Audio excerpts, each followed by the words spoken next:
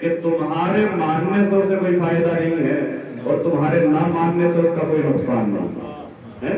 یہ شان کبریائی ہے کہ اگر ساری کائنات اس کے سامنے سجدہ ریز ہو جائے تو اس کی الوہیت میں ذرہ برابر بھی اضافہ ہونے والا ہے، اور ساری دنیا اس کا انکار کر بیٹھے تو اس کی کبریائی میں ذرہ برابر کمی نہیں آ سکتی ہے۔ یہ ہے مزاج توحید کہ اللہ کو تمہاری ضرورت نہیں ہے، تمہیں اللہ کی ضرورت ہے۔ انتم الفقراء الی اللہ، تم اللہ کے فقیر ہو، اللہ تمہارا محتاج نہیں ہے۔ یعنی محتاجی اس انسان کے سر کا تاج بنا دیا گیا ہے کہ انسان ہر جگہ پہ محتاج ہے۔ آپ دیکھیں کتنا محتاج ہے یہ انسان، زندگی میں بھی محتاج ہے، موت میں بھی محتاج ہے، زندگی گزارنے کے لیے بھی محتاج ہے۔ یعنی انسان کی محتاجی کا عالم آپ یہاں سے لگائیں کہ پیدا تو ہوا لیکن اگر ماں باپ نہ پالتے تو پیدا ہونے کے بعد ہی مر جاتا ہے، تو محتاج ہے نہیں ہے، زندگی بھر محتاجی کی زندگی ہے۔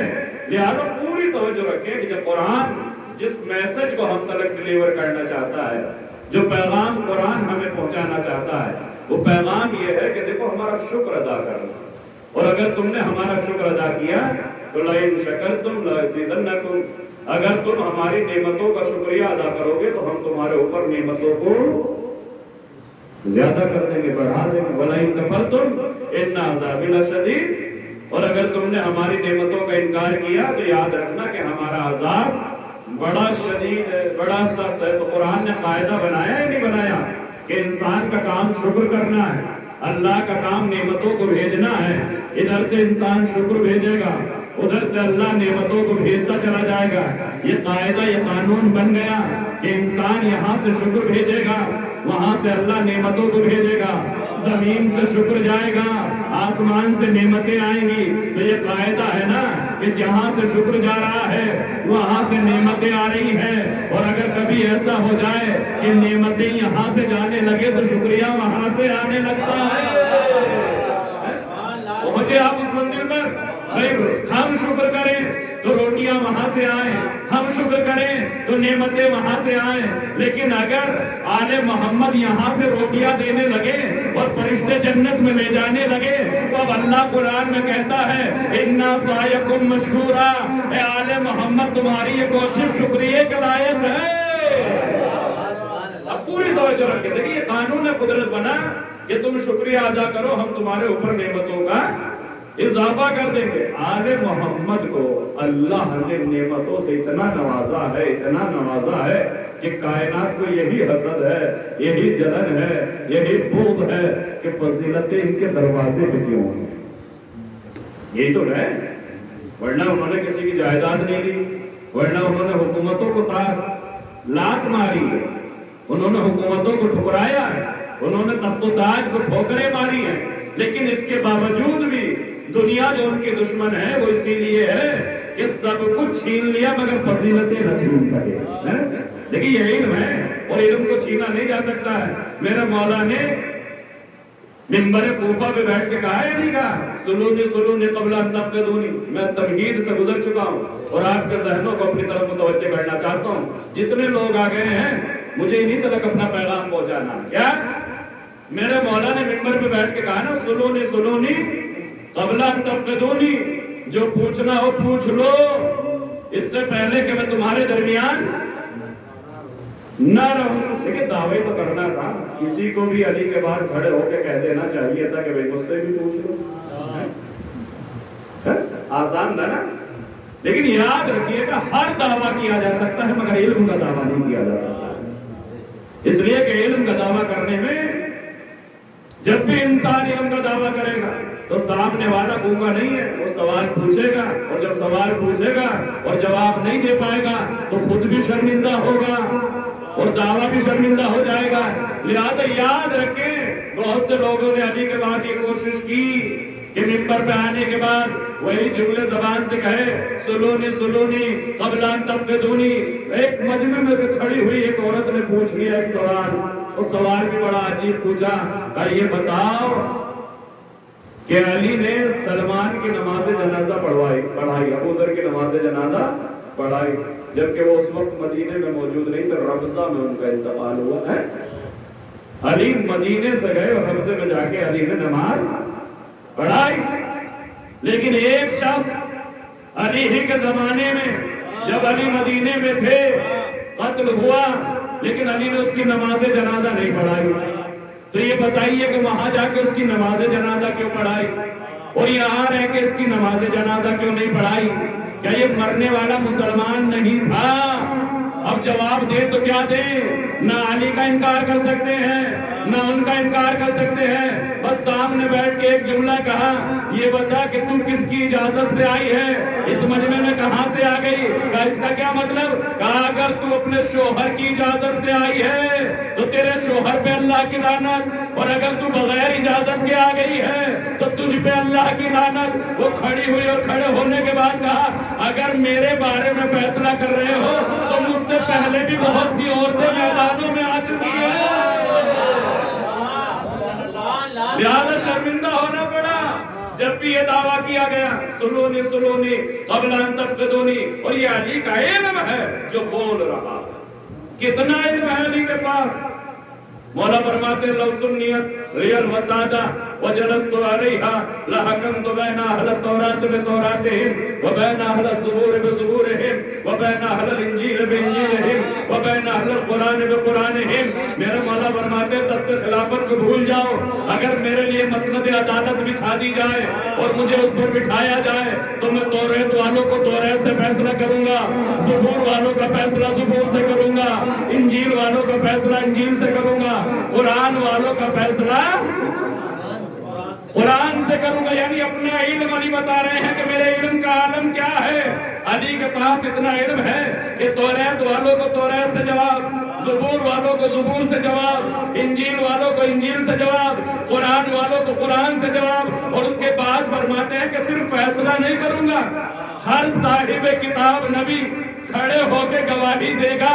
موسیٰ کہیں گے اے علی تم نے یقیناً توریت سے فیصلہ کیا، عیسیٰ کہیں گے اے علی تم نے یقیناً انجیل سے فیصلہ کیا، داؤد کھڑے ہوں گے کہیں گے اے علی یقیناً تم نے زبور سے فیصلہ کیا، رسول کہیں گے اے علی یقیناً تم نے قرآن سے فیصلہ کیا. پوری توجہ رکھیں کتنا علم ہے علی کے پاس. ایک صحابی ہے نبی کے ابو ذر غفاری، اور اتنے محکم اور اتنے مضبوط اور اتنے ثقہ صحابی ہیں کہ رسول نے ان کے بارے میں فرمایا کہ ان سے زیادہ سچے انسان کا بوجھ زمین نے نہیں اٹھایا، اور ان سے زیادہ سچے انسان پہ آسمان نے سایہ نہیں کیا.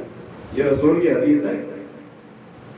ساری کتابوں میں دیکھیں الجھ جاتے ہیں ہم لوگ جب اس طرح کی حدیثیں ہمارے سامنے آتی ہیں. ابھی ایک صاحب نے میرے سے یہ سوال کیا کہ مولانا یہ بتائیے جب مولا کائنات نے قرآن پڑھ دیا تو رسول نماز میں کیا پڑھا کرتے تھے؟ ارے رسول کے علم کا انکار کون کر رہا ہے؟ ہم تو پہلے سے یہی کہہ رہے ہیں کہ علی کو سننے کے لیے رسول مل گئے، مگر رسول کو سننے کے لیے کوئی ایسا نہ ملا کہ جسے رسول سنا دیتے. رسول تو استاد ہے، علی شاگرد ہے. کب علی نے کہا کہ میرا علم رسول سے زیادہ؟ علی نے تو ہمیشہ یہ فرمایا زقنی رسول اللہ زقن زقا، مجھے رسول نے ایسے علم بھرایا جیسے کبوتر اپنے بچے کو دانا بھراتا ہے. یہ علم ہے نا. لہذا رسول کا علم اپنی جگہ پر. وہ قرآن پڑھتے تھے لیکن کوئی سننے والا نہیں تھا، وہ نمازوں میں قرآن پڑھتے تھے. رسول سے بہتر کون قرآن پڑھنے والا؟ لہذا جب یہ بحثیں چھڑتی ہیں کہ بھائی کیسے مولا کائنات علی ابن ابی طالب کا علم رسول سے زیادہ ہو گیا، دیکھیں رسول سے زیادہ نہیں ہوا. دیکھیں فرق یہ ہے، یہ جو ہمارے اوپر الزام لگایا جاتا ہے کہ صاحب یہ تم مجلس میں علی کو رسول سے بڑھا دیتے ہیں. ہوتا ہے نا، سننے کو ملتا ہے نا.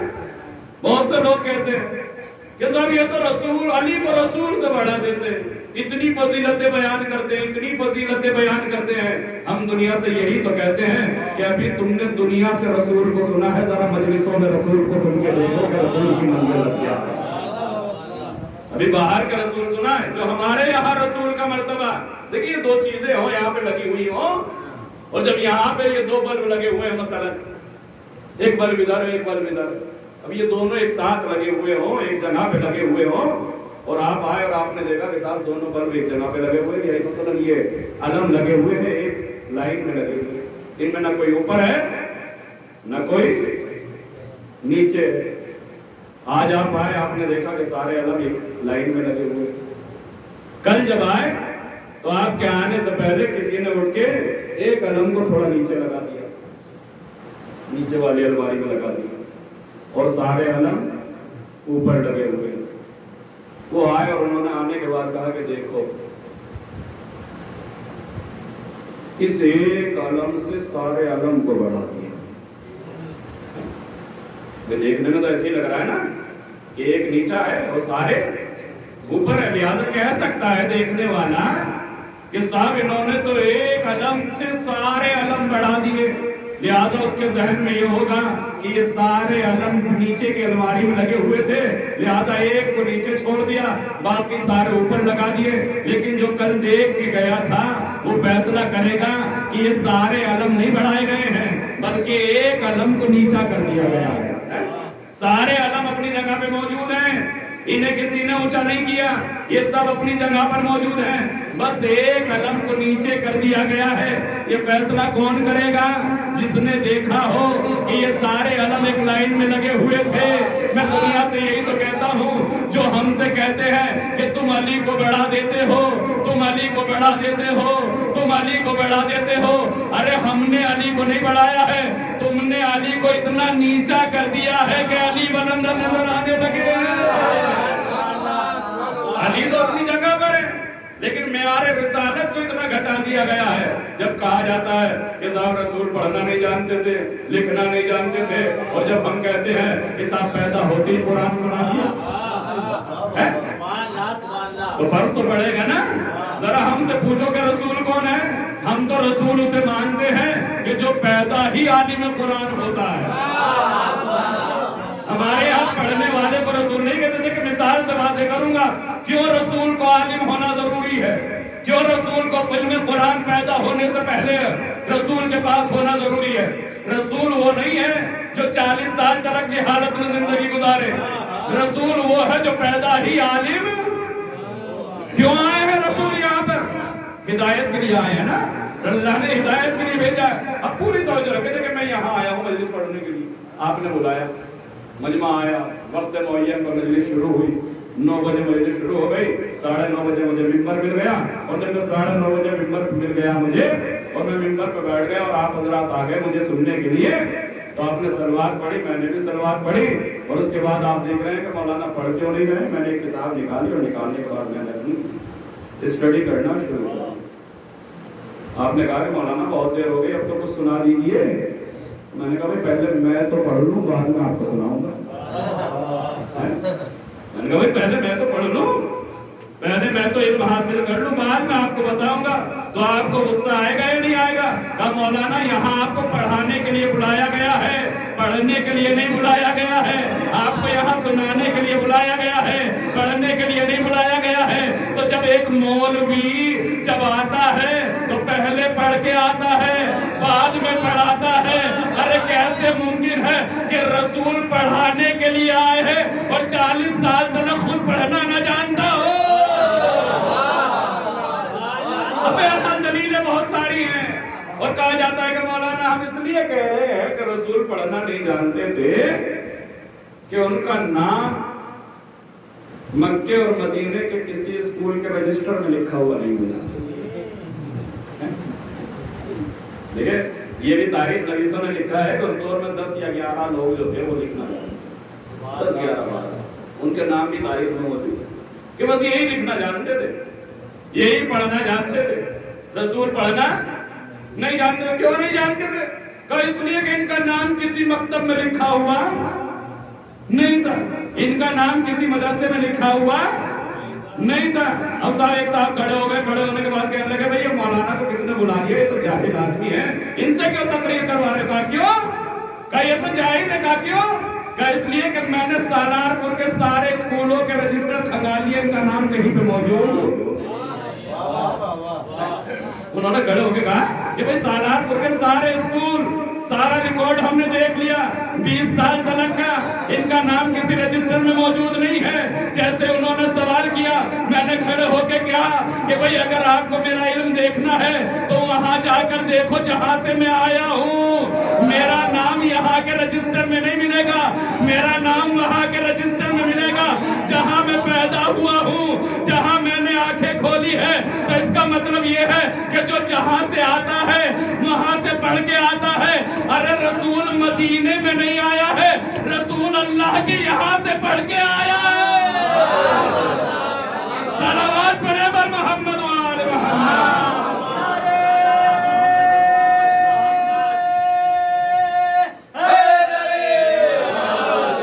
بہت تیزی سے میں آپ کو لے کے چل رہا ہوں، بس جہاں پہ مجھے لے کے جانا تھا۔ دیکھیں علم میں علی کو سمجھیے کہ علی کا علم کتنا ہے، اور اگر شاگرد کا علم سمجھ میں آ گیا تو استاد کا خود سمجھ میں آ جائے گا۔ اس کا مطلب یہ نہیں ہے کہ رسول کا علم کا ہم انکار کر رہے ہیں۔ جب شاگرد کا یہ عالم ہے تو استاد کا کیا عالم ہوگا؟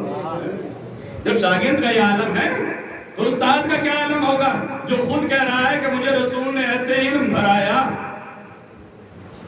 جیسے کبوتر اپنے بچے کو دانا زقنی رسول اللہ زقن زقا۔ کل بھی میں نے آپ کے سامنے بیان کیا کہ رسول نے اپنی زبان چسائی، اور زبان رسالت کا معجزہ تھا کہ علی نے زبان کھولتے کہا کہ یا رسول اللہ قرآن سناؤں، یا رسول اللہ توریت سناؤں، یا رسول اللہ زبور سناؤں، یا رسول اللہ انجیل سناؤں۔ اب ذرا علم علی کا اندازہ لگائیں۔ ابو ذر غفاری جن کے لیے رسول نے فرمایا ان سے زیادہ سچے انسان کا بوجھ زمین نے نہیں اٹھایا، ان سے زیادہ سچے انسان پر آسمان نے سایہ نہیں کیا۔ تو ذرا ایمان اپنے مضبوط رکھیے گا، آپ یہ نہ کہہ دیجیے گا کہ مولانا پھر تو اس کا مطلب یہ ہے کہ یہ حضرت علی سے بھی زیادہ سچے ہیں۔ جو رسول نے یہ فرما دیا کہ ان سے زیادہ سچے کا بوجھ زمین نے نہیں اٹھایا، ان سے زیادہ سچے پہ آسمان نے سایہ نہیں کیا، تو کہیں ایسا نہ ہو کہ وہی سوال جو دوسروں کے ذہنوں میں پیدا ہوتے ہیں وہ ہمارے ذہنوں میں بھی پیدا ہونے لگے۔ دیکھیں فیصلہ تب کیجئے گا جب آپ کو یہ معلوم ہو جائے کہ بات کس کے بارے میں ہو رہی ہے۔ بات غلاموں کی ہو رہی ہے، اماموں کی نہیں ہو رہی ہے۔ اماموں کے غلاموں کی بات ہو رہی ہے کہ صحابہ میں، رسول کے جانثاروں میں، رسول کے پیچھے چلنے والوں میں ان سے زیادہ سچا کوئی نہیں تھا، ان سے زیادہ سچا کوئی نہیں تھا۔ اب ذرا اس سچے صحابی کی روایت سن لیجیے۔ یہ کہتے ہیں ابو ذر غفاری کہ میں مولا کائنات کے ساتھ تھا کہ علی نے مجھ سے کہا ابو ذر اپنی آنکھوں کو بند کرو۔ میں نے اپنی آنکھوں کو بند کیا، اور جیسے میں نے آنکھوں کو بند کیا تو مولا نے فرمایا کہ اپنی آنکھوں کو کھولو۔ ابو ذر کہتے ہیں کہ میں نے آنکھوں کو کھولا تو میں نے دیکھا کہ ہم مدینے میں نہیں ہیں، مدینے سے نکل کے باہر ہیں، اور اب ہم نے دیکھا کہ ہم جس جگہ پہ کھڑے ہیں ہمارے سامنے کالے پانی کا سمندر بہ رہا ہے۔ یہ کالے پانی کا سمندر نہیں ہے، یہ ہے وادی النمل، چیٹیوں کی وادی۔ اتنی چیٹیاں ہیں، اتنی کالی چیٹیاں ہیں، اور وہ ایسے آپس میں مل کے چل رہی ہیں کہ ایسا لگ رہا ہے جیسے کالے پانی کا سمندر۔ اتنی چیٹیاں، وادی النمل۔ ابو ذر غفاری کہتے ہیں جیسے ہی ہم نے وادی النمل میں آنکھوں کو کھولا اور اتنی چیٹیوں کو اتنی رفتار سے چلتے ہوئے دیکھا، ایک دوسرے سے ملے ہوئے کہ زمین نظر نہیں آ رہی ہے، ایسا لگ رہا ہے جیسے کالے پانی کا سمندر بہ رہا ہو۔ لہذا فوراً میری زبان پہ یہ جملہ آیا، جلا موسیہا، اللہ ہے جو ان کی تعداد کو جانتا ہے۔ ابو ذر غفاری کہتے ہیں جیسے میں نے یہ دیکھا اتنی ساری چیٹیاں جنہیں کوئی گن نہیں سکتا، لا تعداد چیٹیاں، اور ایسے چل رہی ہے جیسے کوئی کالے پانی کا سمندر بہ رہا ہو۔ میری زبان پہ بے ساختہ آیا، جلا موسیہا، اللہ ہے جو ان کی تعداد کو جانتا ہے۔ جیسے میری زبان سے یہ جملہ نکلا، مولا کائنات نے مجھے پکڑا، اور پکڑنے کے بعد کہا لا تقل ہکذا بل قل جل باریہا، اے ابو ذر یہ نہ کہو کہ اللہ ان کی تعداد کو جانتا ہے، بلکہ یہ کہو کہ اللہ ان کا پیدا کرنے والا ہے۔ اللہ اکبر، اللہ اکبر۔ ابو ذر یہ نہ کہو کہ اللہ ان کی تعداد کو جانتا ہے، بلکہ یہ کہو کہ ان کا پیدا کرنے والا اللہ ہے۔ ابو ذر کہتے ہیں کہ جیسے میں نے مولا کے یہ جملے سنے، میں نے مولا کی طرف دیکھا، اور دیکھنے کے بعد کہا مولا اللہ تعداد چیٹیوں کی کیا کوئی تعداد بھی جانتا ہے؟ میرا علم تو یہ کہتا ہے کہ خدا کے علاوہ ان کی کوئی تعداد نہیں جانتا۔ میرے مولا نے فرمایا انا موسیہا، میں ان کی تعداد کو جانتا ہوں۔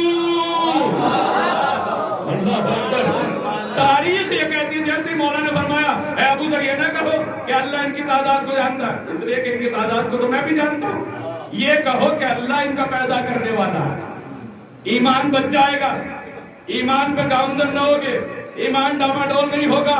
لیکن ابو ذر کہتے ہیں کہ جیسے مولا نے فرمایا کہ میں ان کی تعداد کو جانتا ہوں، میں نے علی کو غور سے دیکھا، حیرت کے سمندر میں ڈوب گیا، میرے سمجھ میں نہیں آ رہا تھا کہ علی کو مولا کہوں یا کچھ اور کہہ دوں۔ ایک مرتبہ مولا نے فرمایا اے ابو ذر بس اتنا سنتے ہی ایمان کھو رہے ہو؟ اے ابو ذر میں صرف ان کی تعداد نہیں جانتا، میں تو یہ بھی جانتا ہوں کہ ان میں کتنے نر ہیں، کتنے مادہ ہیں۔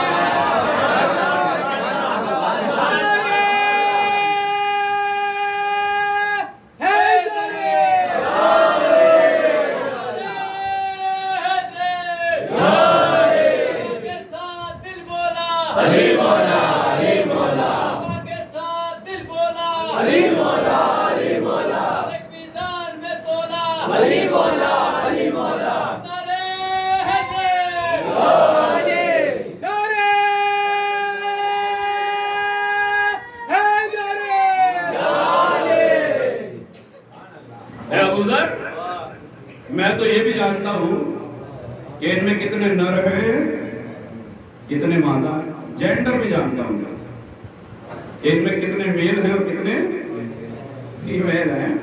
تو جو علی چیٹیوں کو جانتا ہو کہ ان میں کتنے نر ہیں اور کتنے مادہ ہیں، کیا وہ لشکر اسلام کو نہیں جانتا ہوگا کہ ان میں کتنی عورتیں ہوں گی؟ اب پوری توجہ رکھیں، یہ ہے علی کا علم۔ ابو ذر نے گواہی دی جس سے سچا کوئی صحابی نہیں، رسول نے فرمایا، میں نہیں کہہ رہا ہوں، اس سے سچا تو کوئی صحابی نہیں۔ ابو ذر کہتے ہیں کہ مولا نے فرمایا اے ابو ذر میں ان کی تعداد ہی نہیں، میں تو یہ بھی جانتا ہوں کہ ان میں کتنے نر ہیں اور کتنے مادہ ہیں۔ تاریخ اسلام کا سنا ہوا واقعہ ہے کہ ایک کوفی شام پہنچ گیا اپنا اونٹ لے کر اور تجارت میں مصروف ہو گیا، اونٹ کو باندھ دیا، جب پلٹ کے آیا تو شامی نے دیکھ لیا علی کے علاقے سے آیا ہے، اونٹ کی مہار اپنے ہاتھ میں لے لی۔ اب جب یہ پلٹ کے آیا اس نے کہا کہ لاؤ میرا اونٹ دو، اس نے کہا کہ نہیں یہ تو میرا ہے۔ اب بہرحال جہاں سکے چلتے ہوں، دینار چلتے ہوں، کوئی گواہ ہے تیرا؟ کہ میرا گواہ کون ہوگا، میں تو یہاں پردیسی ہوں، بھوکے کا رہنے والا ہوں، یہاں مجھے کوئی جانتا نہیں پہچانتا نہیں۔ کہ تیرے پاس گواہ ہو یا نہ ہو مگر ہمارے پاس گواہ ہے۔ ایک تو چوری، اوپر سے سینہ دوری، تیرے پاس گواہ نہیں لیکن ہمارے پاس گواہ۔ ناقہ لے کے پہنچ گئے دربار خلافت میں اور پہنچ گئے امیر شام کے سامنے، اور جانے کے بعد کہا کہ بھئی یہ مقدمہ حل کیا جائے۔ عدالت لگی، لوگوں کو بلایا گیا اور بلانے کے بعد پوری اسکرپٹ لکھی جا چکی ہے کہ اس علی کے چاہنے والے کو بدنام کرنا ہے، اس علی کے چاہنے والے کو شرمندہ کرنا ہے، لہذا گواہیاں خرید لی گئی، گواہوں کو خرید لیا گیا، پر سے پردہ پیسہ چلا اور گواہیوں کو خرید لیا گیا۔ قضیہ چھڑا، اور جب چھڑا تو قاضی القضات بیٹھا اور بیٹھنے کے بعد کہا کوفی تمہارا کیا کہنا ہے؟ کہا یہ سواری میری ہے۔ کہا کوئی گواہ؟ کہا میں یہاں انجان آدمی، میرا کون گواہ؟ نہ کوئی مجھے جانتا ہے نہ کوئی پہچانتا ہے۔ کہا شامی تمہارا کیا کہنا ہے؟ کہا یہ سواری میری ہے۔ کہا کوئی گواہ؟ کہا گواہ ایک نہیں ہے، گنتے چلے جائیں گے، ایک گواہ، دو گواہ، تین گواہ، چار گواہ، 70 گواہیاں ہوئی۔ اللہ اکبر۔ لیکن جھوٹ بھی عجیب طریقہ کا ہے، وہ کسی شاعر کا شعر ہے کہ میں سچ کہوں گا، وہ جھوٹ بولے گا اور لاجواب کر دے گا، میں سچ کہوں گا مگر پھر بھی ہار جاؤں گا۔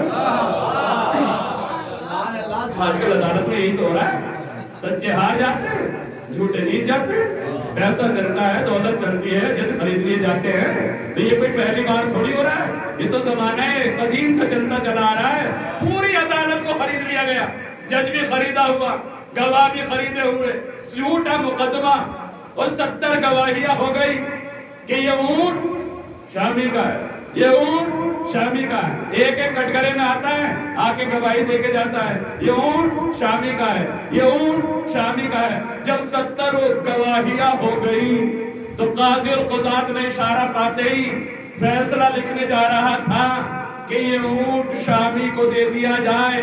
ابھی لکھنا ہی چاہتا تھا کہ کوفی اپنی جگہ سے کھڑا ہوا اور کھڑے ہونے کے بعد کہا کہ گواہ تو میرے پاس نہیں ہے، مگر بادشاہ سلامت گواہیاں جتنی بھی ہوئی ہیں وہ اونٹ کے بارے میں یہ ہوئی ہیں کہ یہ اونٹ شامی کا ہے، یہ اونٹ شامی کا ہے۔ فیصلہ لکھنے سے پہلے چیک کر لیا جائے، اگر اونٹ ہو تو شامی کو دے دو، اونٹ نہیں ہو تو دے دو۔ اونٹ ہو تو شامی کو دے دو، اور اونٹ نہیں ہو تو بس اب عزت و احترام میرے حوالے کر دو۔ اب تاریخ یہ کہتی ہے اب جو دیکھا گیا تو کیا دیکھا گیا کہ صاحب یہ تو اونٹنی ہے۔ اب پوری عدالت کا نقشہ بدلا، جسے ذلیل کرنا چاہتے تھے اللہ نے اسے عزت دے دی، اونٹنی مل گئی۔ اور جب اونٹنی مل گئی تو اپنی کھسیاہٹ مٹانے کے لیے بادشاہ وقت نے کہا کہ جا تو رہے ہو مگر علی سے کہہ دینا کہ ہم نے ایسا لشکر اکٹھا کر لیا ہے جنہیں اونٹ اور اونٹنی کی بھی تمیز نہیں ہے، تو وہ حق اور باطل میں کیا تمیز کریں گے؟ سوچ سمجھ کے آنا مقابلے پر صفین میں ہم نے ایسا لشکر تیار کر لیا ہے جنہیں اونٹ اور اونٹنی کی بھی، تو لشکر ہی کو نہیں بادشاہ کو بھی نہیں ہے۔ اور میرا مولا کیا فرما رہا ہے؟ میں ان کے جینڈر بھی جانتا ہوں، گنتی نہیں، ان کا جینڈر بھی جانتا ہوں کہ یہ میل ہے یا فیمیل، مرد ہے یا عورت، نر ہے یا مادہ۔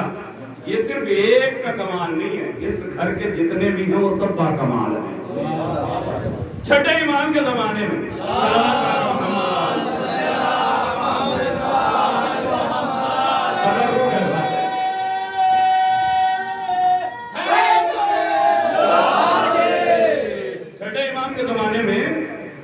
ایک دہریہ ایتھیسٹ ناستک جو خدا کو نہیں مانتا، اس نے دیکھا کہ بھولے بھالے مسلمان اب انہیں کس طریقے سے بہکایا جائے، توحید ان کی کمزور ہے، انہوں نے خدا کو دیکھا تو نہیں، لہذا کیوں نہ میں ہی دعویٰ خدائی کر دوں۔ اس نے کیا کیا کہ تھوڑی سی مٹی کو سڑایا، سڑی ہوئی مٹی لی اور اسے بند کیا، اس میں گرمی سی بنی، اور گرمی سی بننے کے بعد اس میں سے کیڑے نکل آئے۔ ان کے سامنے مٹی لیتا تھا اور لینے کے بعد انہیں بند کر دیتا تھا، اگلے دن اس میں سے کیڑے نکل آتے تھے، بند کر دیتا تھا، گیس بنتی تھی، وہ سڑ جاتی تھی اور زیادہ اس میں سے کیڑے نکلنے لگتے تھے۔ تو ان سے یہ کہتا تھا دیکھو میں نے ان کیڑوں کو پیدا کیا، اللہ کوئی نہیں ہے، دیکھو میں پیدا کر رہا ہوں۔ اپنے آپ کو خدا کہلوانے لگا، ناستک تھا، اللہ کو نہیں مانتا تھا۔ یہ خبر امام کو پہنچی کہ مولا دین پہ وقت آ گیا ہے۔ کیا ہوا؟ کہ بولے بھالے مسلمان اللہ کا انکار کر کے اس دہریے کو خدا ماننے لگے۔ کہا کیوں؟ کہ مولا وہ عجیب طریقے سے سڑی ہوئی مٹی کو بند کرتا ہے، اس میں گرمی بنتی ہے، اس سے کیڑے نکل آتے ہیں، اور اس کے بعد وہ یہ کہتا ہے کہ دیکھو ان کیڑوں کو میں نے پیدا کیا ہے۔ امام آئے، امام نے لوگوں کو بلایا، کہا بلاؤ سب کو، سب آ گئے۔ امام کے سامنے وہ دہریہ کھڑا ہوا، کہا کیا کہنا چاہتا ہے؟ کہا دیکھو میں بھی خالق ہوں، میں بھی پیدا کرنے والا ہوں۔ کہا کیا پیدا کرتا ہے؟ اس نے پھر سڑی ہوئی مٹی سے اٹھائی اور اٹھانے کے بعد اسے بند کیا، اور بند کرنے کے بعد اسے ہلایا ڈھلایا، اس میں سے کیڑے بہرحال وہ نکلنے لگے۔ تو اس نے کہا کہ دیکھو ان کیڑوں کو میں نے پیدا کیا۔ مولا نے فرمایا اگر تو نے ان کیڑوں کو پیدا کیا ہے تو تجھے یہ بھی پتا ہوگا کہ ان میں نر کتنے ہیں اور مادہ کتنے ہیں۔ جب تو نے پیدا کیا ہے تو تجھے یہ خبر ہونی چاہیے کہ ان میں نر کتنے ہیں اور مادہ کتنے ہیں۔ فَبُہِتَ الَّذِي كَفَرَ، اب یہاں پہ چپکا کھڑا ہو گیا۔ بھئی جہاں تلک بہکا سکتا تھا وہیں تلک تو بہکا سکتا تھا، اب آگے کہے تو کیا کہے، کیسے بتائے کہ کون نر ہے اور کون مادہ ہے۔ بھئی جانوروں کا بھی عجیب حساب ہے، لہٰذا جیسے اس نے یہ کہا تو اس نے یہ سوچا کہ کیوں نہ اس وار کو مولا ہی پہ پلٹ دوں۔ چلے مجھے نہیں معلوم تو کیا آپ کو معلوم ہے؟ مولا نے فرمایا مجھے معلوم نہیں، بلکہ میں جب اشارہ کروں گا تو نر ایک طرف جائیں گے اور مادہ ایک طرف جائیں گے۔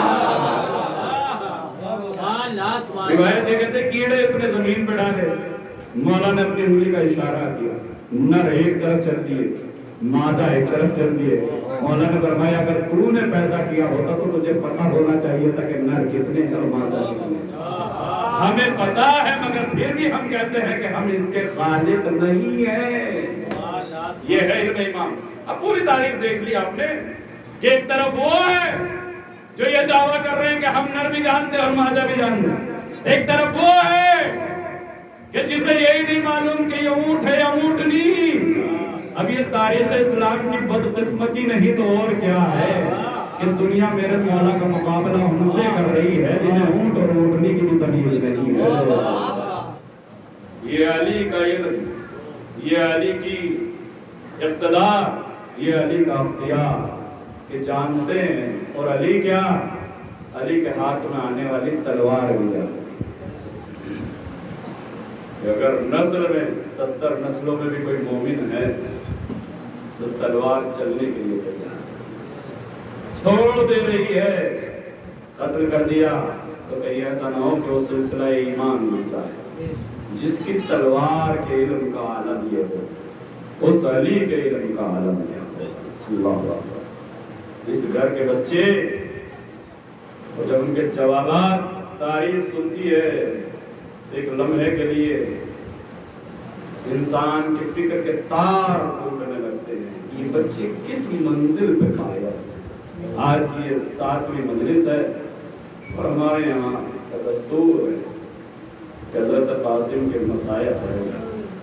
تو 13 برس کا قاسم، وہ یتیم حسن، وہ حسین کا بھتیجا جسے حسن نے پالا ہی بڑا کوئی. اللہ اکبر.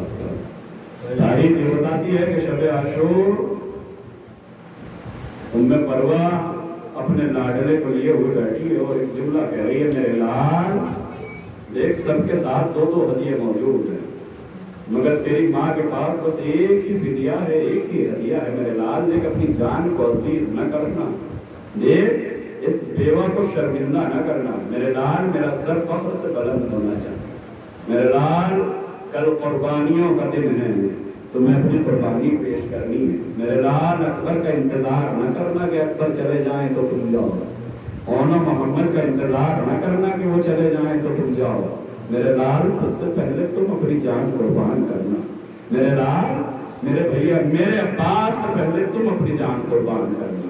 اونا محمد سے پہلے تم اپنی جان قربان کرنا.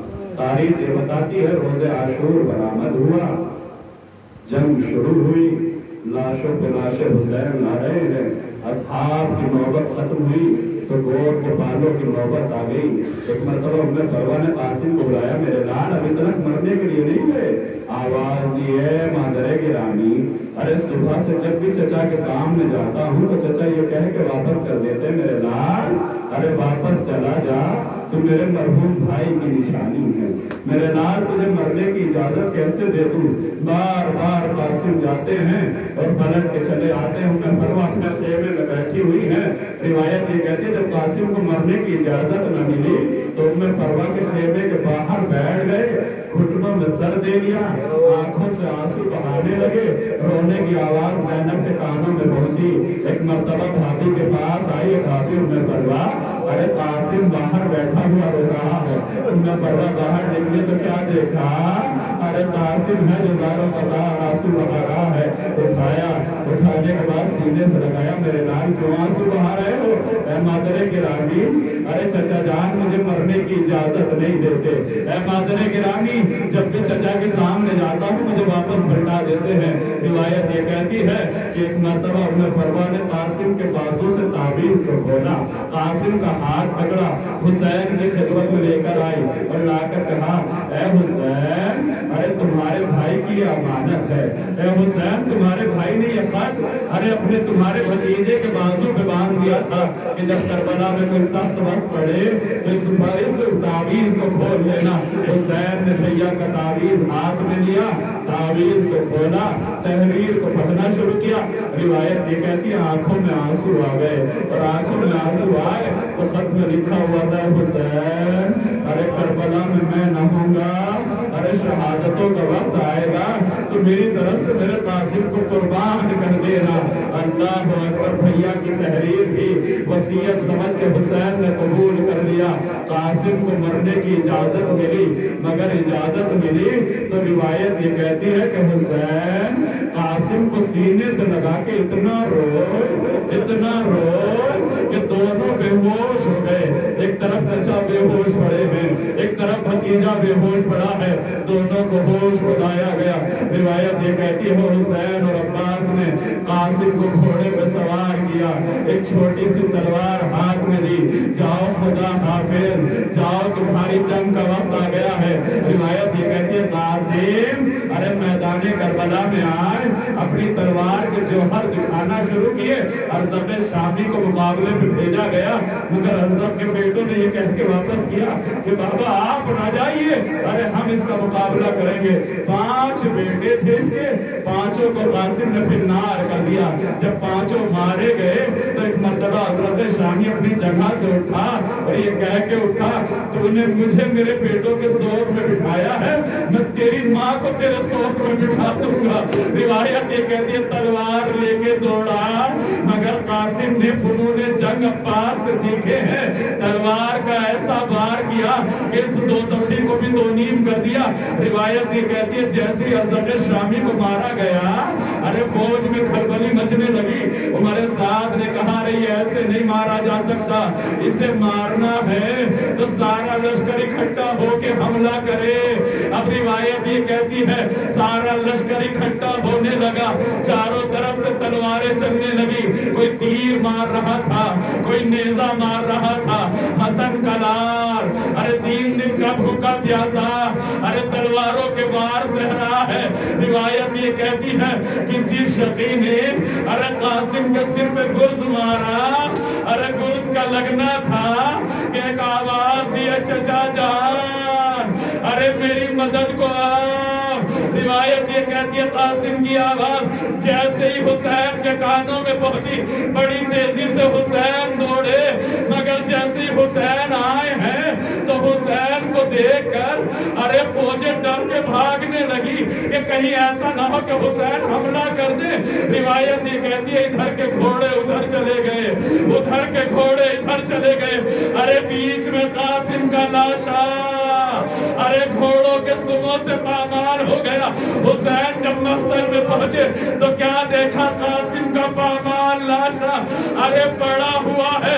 روایت یہ کہتی ہے حسین نے لاشے کے ٹکڑے ایسے چنے جیسے کوئی مالی ارے گلشن سے پھولوں کو چنا کرتا ہے۔ حسین نے اپنی ابا کو بچھایا، قاسم کے پامال لاشوں کو چنا، ارے گٹھری بنا کے اپنی کمر پہ لادا اور ایک مرتبہ لے کے چلے۔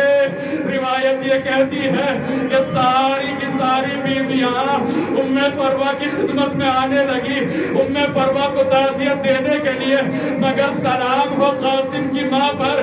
میر انیس کہتے ہیں کہ قاسم کی ماں کی آنکھوں میں آنسو نہیں آئے، بس ایک جملہ کہا ارے شادیانوں کی صدا زیر قنات آتی ہے، ارے کیسا لاشا میرے بچے کی بارات آتی ہے۔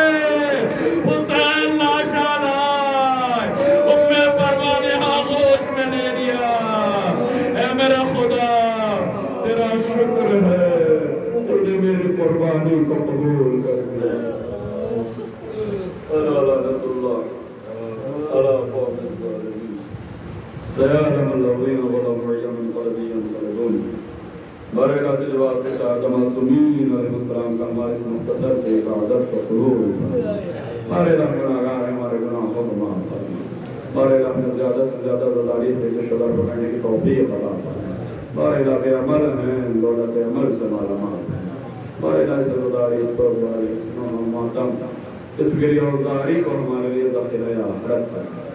ہمارے رب زمانہ پورا شوق شیعہ حضرت کرا دنیا میں جہاں کہیں آباد ان کی جان مال عزت و آبرو کی حفاظت فرما۔ ہمارے رب جواز حضرات معصومین علیہ السلام کہ اربعین حسینی کا وقت قریب ہے، محبوب زائرین حسین کربلا کی طرف روانہ دوا، کچھ جا رہے ہیں کچھ جانے والے ہیں۔ ہمارے الہ ہمیں بھی ہمارے محبوب کے روزے کی زیارت نصیب فرما۔ ہمارے علاقے جواز پچار معصومین علیہ السلام، مراجع کرام، علماء اعظام، خادمین اسلام جو اسلام کی خدمتوں میں مصروف ہیں، ان کی خدمات کو اپنی بارگاہ میں شرکت قبولیت عطا فرما۔ ان کی اطاعت سے ان کی اطاعت اور ان کی پیروی کرنے کی توفیق عطا فرما۔ بارے اللہ دعاؤں میں سب سے بڑی دعا یہ ہے کہ ہمارے امام کے ظہور میں تعجیل فرما، ہمیں ان کے ناصرین میں شمار فرما۔ ربنا تقبل منا انك انت السميع العليم، ماتم حسین